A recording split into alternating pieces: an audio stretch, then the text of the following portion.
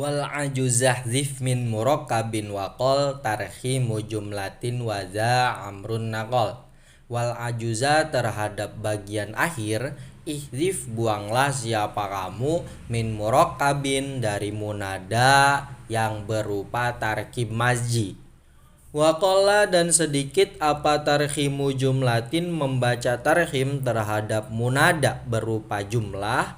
Waza bermula tarhimu jumlatin itu amrun bermula Imam Sibaweh yang bernama asli Amrun itu nakola mengutip siapa Amrun terhadap za. Buanglah bagian akhir dari munada yang berupa tarkib mazji. Dan sedikit terjadi membaca tarhim terhadap munada yang berupa jumlah. Adapun hal tersebut dikutip oleh Imam Sibaweh sebagai sesuatu yang boleh. Nah, dalam bait-bait sebelumnya dijelaskan bahwa konsep tarhim itu berlaku ketika munadanya mufrad, ketika munadanya berlafaz satu. Nah, sekarang kalau munadanya murakkab, artinya dia tersusun dari dua lafaz atau lebih, bagaimana? Pertama, bahwa ketika rangkaian munada itu adalah rangkaian tarkib mazji, maka boleh untuk dibaca tarhim. Cara tarhimnya bagaimana? Yakni dengan membuang huruf akhir. Seperti contoh ma'di kariba. Kita jadikan munada menjadi ya ma'di kariba. Kita tahu bahwa ma'di kariba itu kan murakkab mazji, rangkaian atau susunan tarkib mazji. Nah, kita boleh membaca tarhim, kemudian teknisnya bagaimana? Yakni membuang bagian akhir, karibanya dibuang, sehingga yang tersisa adalah ya ma'di gitu. Atau contoh lain semisal Sibawaihi itu juga tarkib mazji, kita jadikan munada menjadi ya Sibawaihi. Nanti kalau dibaca tarhim berarti cara bacanya adalah ya siba gitu. Lagi bahwa ketika munada berupa rangkaian atau murakkab dan murakkabnya adalah tarkib mazji, maka boleh dibaca tarhim dengan dengan teknis bagian akhirnya yang dibuang.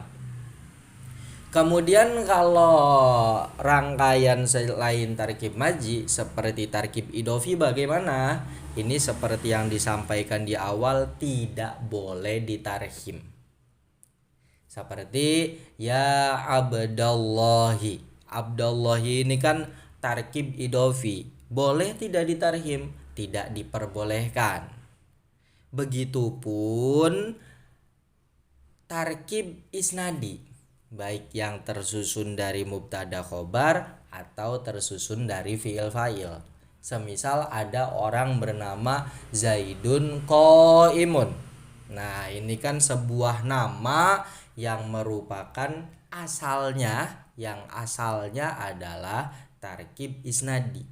Atau ada orang bernama Qoma Zaidun, berarti kan ini sebuah nama yang asalnya adalah tarkib isnadi atau jumlah fi'liyah. Kalau Zaidun Qaimun berarti jumlah ismiyah.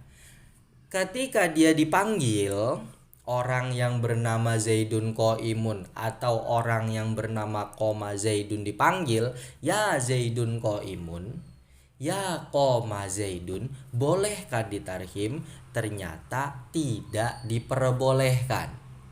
Gitu.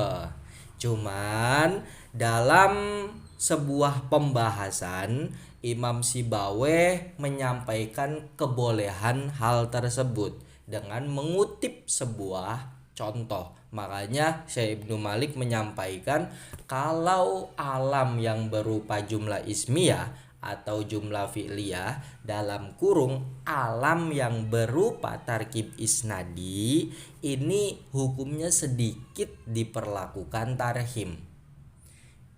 Metode tarhim dipraktekkan dalam alam yang berupa tarkib isnadi hukumnya sedikit, ya. Sehingga kalau kita contoh ini kita andaikan di tarhim, ya Zaidun qaimun jadinya ya Zaidun, ya qoma Zaidun jadinya ya qoma, dengan membuang bagian akhirnya. Ya, ulangi sekali lagi bahwa tarhim itu asalnya berlaku untuk munada yang bentuk lafaznya satu atau mufrad. Sedangkan untuk munada yang bentuk lafaznya dua ataupun lebih maka dirinci. Apabila itu adalah susunan mazji maka diperbolehkan adanya tarhim. Caranya bagaimana? Dengan membuang bagian akhir. Sedangkan kalau rangkaian itu berupa idofi, ini sama sekali tidak diperbolehkan adanya tarhim. Kalau rangkaiannya berupa tarkib isnadi, maka sedikit contoh diberlakukannya tarhim. Ya, itu.